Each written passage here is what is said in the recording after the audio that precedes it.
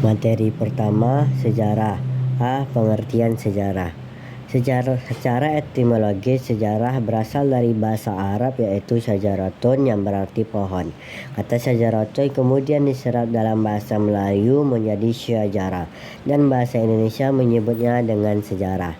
B. Konsep manusia, ruang dan waktu dalam sejarah. Konsep manusia, ruang dan waktu dalam sejarah ada 3 unsur penting yang saling terkait dalam kajian sejarah. Berikut adalah penjelasannya. Yang pertama, manusia. Manusia adalah unsur utama dalam sejarah. Karena tanpa manusia, objektivitas peristiwa sejarah akan dipertanyakan. Manusia berperan sebagai pelaku dan objek dalam peristiwa sejarah. Yang kedua, ruang. Ruang berkaitan dengan lokasi terjadinya peristiwa sejarah. Misalnya peristiwa Rangas Dengklok terjadi di Karawang dan proklamasi di Jalan Pegangsaan 56 Jakarta. Yang ketiga, waktu. Waktu berkaitan dengan kapan suatu peristiwa terjadi. Peristiwa sejarah hanya terjadi satu kali dan tidak terulang lagi. Konsep waktu dalam sejarah mencakup perkembangan, kesinambungan, pengulangan, dan perubahan. C. Cara berpikir kronologis dalam mempelajari sejarah. Cara berpikir kronologis dalam mempelajari sejarah adalah dengan menyusun peristiwa sejarah secara berurutan dari awal hingga akhir. Berpikir kronologis juga disebut sebagai berpikir diakronik. Secara etimologis, kata kronologi berasal dari bahasa Yunani yaitu kronos dan logos. Kronos berarti waktu dan logos berarti ilmu. Berikut adalah beberapa hal yang perlu diperhatikan dalam berpikir kronologis. Yang pertama, urutan waktu. Peristiwa sejarah harus disusun berdasarkan urutan waktu kejadiannya, seperti jam, hari, minggu, bulan, atau tahun. Yang kedua, keterkaitan peristiwa. Setiap peristiwa yang diurutkan secara waktu tersebut adalah ada kaitannya dengan topik besar yang sedang dibahas. Ketiga, konsep waktu. Pahami beberapa konsep waktu yang sangat membantu pemahaman kronologis dalam sejarah, seperti perkembangan, pengulangan, kesinambungan, dan perubahan. Yang keempat, keterkaitan waktu dan tempat. Pahami keterkaitan waktu dan tempat di mana ruang merupakan lokasi di mana peristiwa sejarah berlangsung seiring berjalannya waktu. Tujuan berpikir kronologis adalah untuk melatih seseorang agar dapat berpikir secara berurutan dari sejak awal peristiwa hingga akhir peristiwa. Dengan cara berpikir kronologis, hasil analisis akan lebih komprehensif dan menyeluruh, mempertimbangkan sebab akibat hingga faktor yang menyebabkan berakhirnya peristiwa tersebut. Cara berpikir diakronik dalam mempelajari sejarah adalah dengan menganalisis peristiwa secara kronologis atau urutan dari awal hingga akhir. Berpikir diakronik membantu untuk merekonstruksi peristiwa sejarah berdasarkan urutan waktu yang tepat. Berikut adalah beberapa ciri berpikir diakronik. Penjelasan bersifat vertikal dan runut, menekankan proses durasi, cakupan kajian atau pembahasan lebih luas, mengurai pembahasan pada satu peristiwa, mengkaji kesinambungan antara satu peristiwa dengan yang lain, terdapat konsep perbandingan. Kata diakronik berasal dari bahasa Yunani yaitu dia dan kronos. Dia berarti melampaui, melalui atau melintas, sedangkan kronos berarti waktu. Contoh berpikir diakronik dalam mempelajari sejarah adalah menceritakan perubahan presiden Indonesia sejak masa awal kemerdekaan sampai reformasi. Cara berpikir sinkronik. Kata sinkronik berasal dari bahasa Yunani yaitu shin yang berarti dengan dan kronos waktu. Cara berpikir sinkronik dalam mempelajari sejarah adalah dengan meluas dalam ruang tetapi terbatas dalam waktu. Sinkronik bertujuan untuk mengungkapkan peristiwa masa lampau secara menyeluruh dalam dimensi ruang namun terbatas dalam waktu. Berikut ciri-ciri berpikir sinkronis dalam mempelajari sejarah. Mengkaji peristiwa sejarah yang terjadi pada masa lampau, menitik beratkan kajian peristiwa kepada pola, gejala, dan karakter, bersifat horizontal, tidak ada konsep perbandingan, cakupan kajian lebih sempit, kajiannya sangat sistematis, sifat kajian lebih serius dan mendalam. Contoh berpikir sinkronik dalam mempelajari sejarah adalah dengan menjelaskan suasana tragedi pemberontakan G30 SPKI. Materi yang kedua adalah zaman aksara. Zaman aksara atau disebut juga dengan zaman sejarah, yaitu zaman ketika manusia sudah mengenal tulisan hingga sekarang. Dari kedua zaman yang telah diklasifikasikan ini dapat dilakukan rekonstruksi terhadap tahap-tahap perkembangan kebudayaan yang berlangsung dalam masyarakat tertentu. Parodiasi dalam penulisan sejarah dapat dilakukan dengan banyak klasifikasi berdasarkan sejumlah aspek dalam kehidupan manusia, seperti perkembangan sistem politik, pemerintahan, agama, dan kepercayaan ekonomi dan sosial budaya. Contoh berikut adalah periodisasi yang dibuat berdasarkan sistem mata pencaharian hidup dalam sejarah Indonesia. Masa berburu dan beramal, masa bercocok tanam, masa bercocok tanam tingkat lanjut, dan yang terakhir masa perundagaian. Asal-usul bumi pertama kali dimulai dengan teori yang pertama Big Bang, yaitu ledakan dahsyat yang membuat pembentukan alam semesta. Bumi terbentuk sekitar 4,54 miliar tahun yang lalu melalui akselerasi dari nebula matahari. Belasan gas vulkanik diduga menciptakan atmosfer tua yang nyaris tidak beroksigen dan beracun.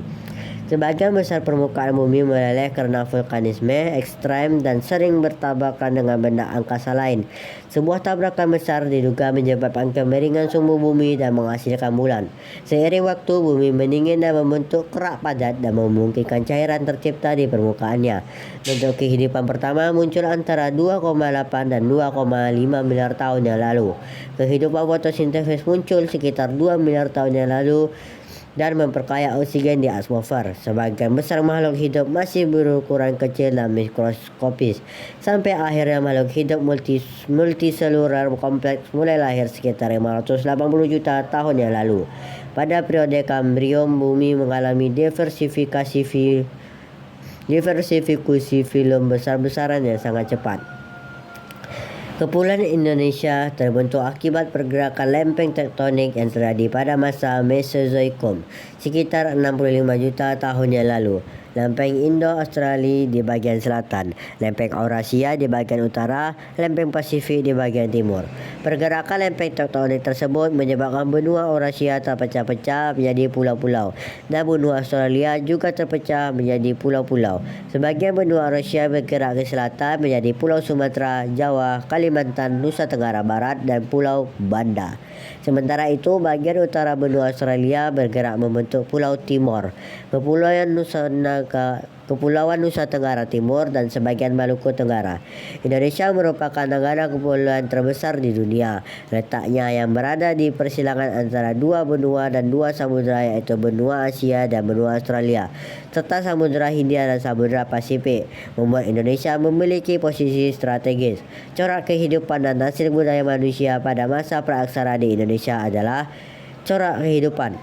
Pada awalnya manusia praaksara hidup secara nomaden atau berpindah-pindah. Kemudian mereka mengalami perubahan menjadi semi-nomaden hingga akhirnya hidup menetap di suatu tempat. Hasil budaya manusia praaksara di Indonesia antara lain kapak parimbas, alat-alat serpih, tembikar, peralatan. Peralatan yang digunakan manusia praaksara terbuat dari batu hingga logam. Kegiatan manusia praaksara di Indonesia adalah berburu dan mengumpulkan makanan. Binatang buruan yang dicari di antaranya gajah, banteng, badak, rusam, dan kerbau liar. Mereka juga berburu ikan dan kerang di laut. Pendidikan. Meskipun belum mengenal tulisan, manusia praaksara sudah mengenal pendidikan walaupun masih sangat sederhana. Mereka diajarkan bagaimana caranya bertahan hidup. Zaman praaksara di Indonesia diperkirakan berakhir pada masa berdirinya Kerajaan Kutai, yakni sekitar abad ke-5 Masehi.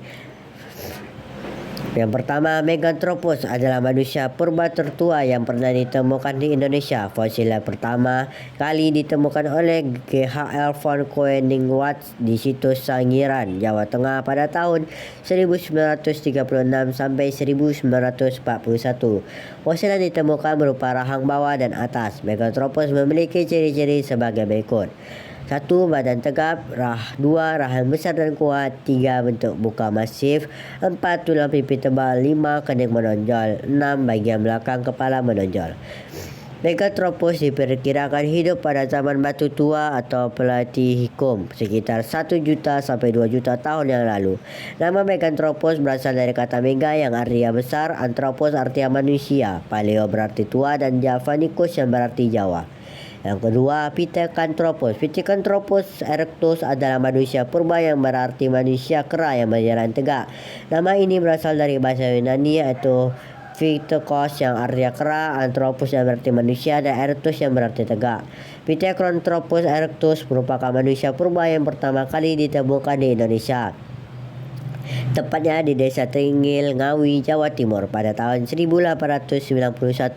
Penemuan ini dilakukan oleh Eugene Debus yang menemukan atap tengkorak dan gigi manusia yang menyerupai kera.